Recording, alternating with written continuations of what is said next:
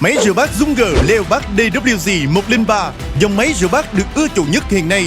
Màu đen sang trọng, tinh tế, mang đến sự lịch lãm, đẳng cấp cho mọi không gian. Dung tích lớn có thể chứa 12-13 bộ đồ ăn châu Âu.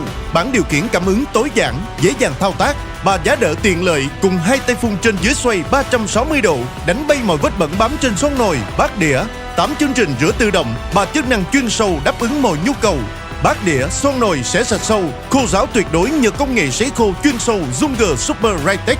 Công nghệ khử khuẩn bằng tia UV, Junger UV Virus Killer Tech tiêu diệt 98,6% vi khuẩn, bảo vệ sức khỏe người dùng. Công nghệ khử mùi bằng gió tươi đối lưu Fresh Air, ngăn ngừa sự ngưng tụ hơi nước lên bề mặt bát đĩa. Và cuối cùng là công nghệ Junger Super AI Cleaning, tự động nhận diện độ bẩn của nước và vật dụng cho hiệu quả rửa sạch tuyệt đối. Máy rửa bát Junger Leopard DWJ-103, sạch khô hoàn hảo.